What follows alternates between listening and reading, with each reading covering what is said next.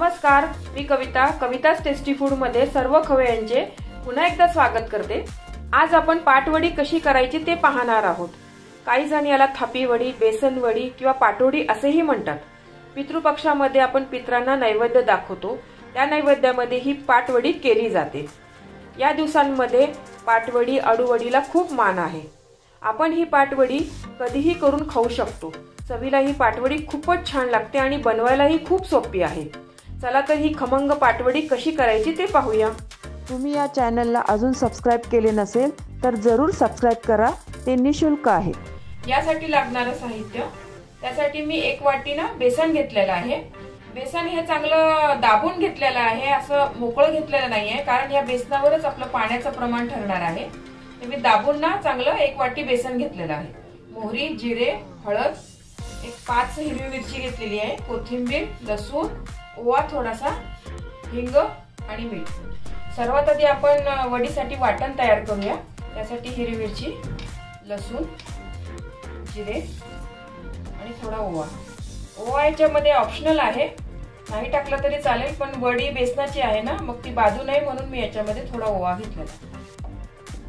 याचं आता वाटण करून घेऊ। हे बघा, हे मिश्रण मी असं बारीक केलेलं आहे, एकदम बारीक पेस्ट नाही केली आहे, थोडं जाडसरच ठेवलेलं आहे।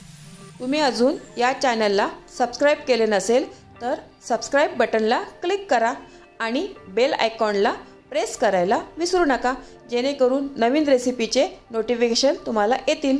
गॅसवरनं मी कढई गरम करायला ठेवलेली आहे, त्यात तेल घालते। या वडीसाठी थोडंसं तेल जास्त झालं म्हणजे छान बनते वडी। तेल चांगलं गरम झालेलं आहे आपलं, त्यात मी आता मोहरी घालते,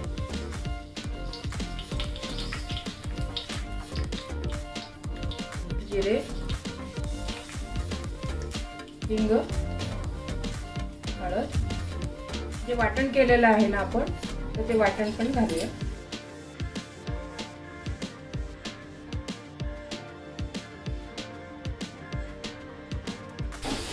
हे वाटण आहे ना तेलामध्ये चांगलं परतून घ्या व्यवस्थित, म्हणजे आले लसूणचा कच्चा वास जाईल। आता मी याच्यामध्ये पाणी घालते। आपण हे 1 वाटी असं चांगलं दाबून पीठ घेतलं होतं ना, त्यासाठी मी 1.5 वाटी पाणी घालते। चवीपुरतं थोडं मीठ आणि थोडी कोथिंबीर।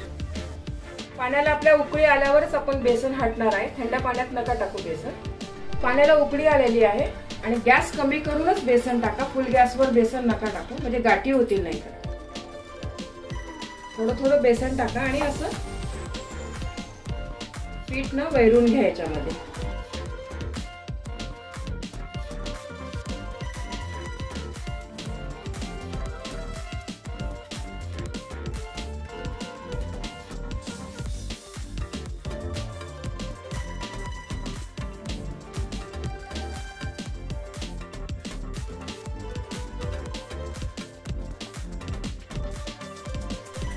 पिठाचा बघा व्यवस्थित गोळा झालेला आहे। तुम्हाला जर असं पीठ येत नसेल ना वैरता आणि गाठी होत असेल ना, तर तुम्ही हेच पीठ 1.5 वाटी पाण्यामध्ये कालवून पण केलं तरी चालेल, तरी पण त्याच्या पण वड्या चांगल्या पडतात। मला प्रॅक्टिस आहे म्हणून मी या पद्धतीने केलेलं आहे। आणि पीठ हे करताना लाकडी चमचा किंवा उलटणं घ्या, त्याच्याने गाठी खूप कमी होतात। हे पीठ आपण 2 मिनिटं वाफवून घेऊया। 2 मिनिट झाले बघा, हे पीठ आपलं चांगलं व्यवस्थित शिजलं आहे। हे वडीचं पीठ आहे ना, तुम्ही नॉनस्टिकच्याच भांड्यात करा, अजिबातच खाली बघा चिटकत नाही। आपण ॲल्युमिनियम स्टीलचं केलं ना तर बेसन नाही खूप चिटकतं मग भांड्याला। आता याची वडी थापून घेऊया। ताटाला बघा मी आधीच तेल लावून घेतलेलं आहे, याच्यातच आपण आता वड्या थापूया। वाटीला पण तेल लावून घ्या, त्याच्यानेच आपण ही वडी थापून घेऊया। आता सध्या खूप गरम आहे, थोडंसं थंड झालं ना तर मग हाताने पण थापलं तरी चालेल।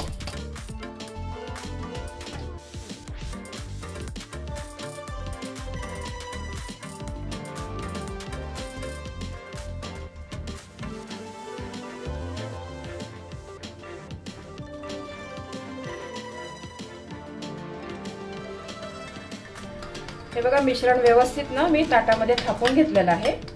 याच्यावरच आता खोबऱ्याचा किस लावते। हे डेसिकेटेड कोकोनट घेतलेला आहे मी, तुम्ही आपण नॉर्मल किसून घेतलं तरी चालेल घरचं. थोडीशी कोथिंबीर,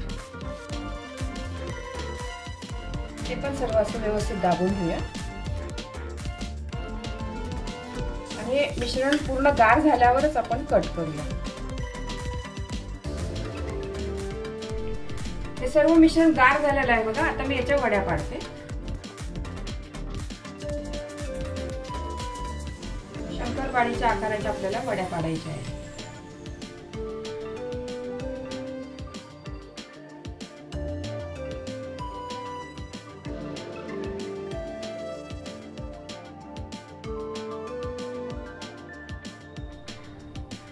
हे बघा वड्या किती छान पडलेल्या आहे बघा. मस्त वड्या झालेल्या आहेत.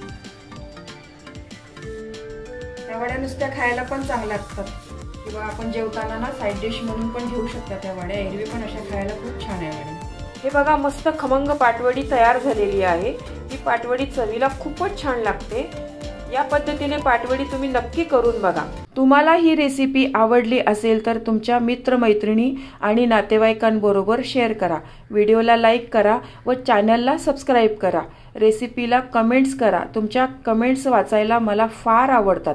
तुमच्या लाईक्स आणि कमेंट्समुळे माझा उत्साह वाढतो आणि नवनवीन व्हिडिओ बनवण्यासाठी प्रोत्साहन मिळते. त्याचबरोबर तुम्ही मला फेसबुक, इंस्टाग्राम आणि पिनट्रेस्टवर देखील फॉलो करू शकतात. त्यांची लिंक डिस्क्रिप्शन बॉक्समध्ये दिलेली आहे. तुम्ही ही रेसिपी कोणत्या गावातून पाहताय तेही सांगा. तर पुन्हा भेटूया एका नवीन रेसिपीसह. तोपर्यंत मस्त खा, काळजी घ्या. धन्यवाद.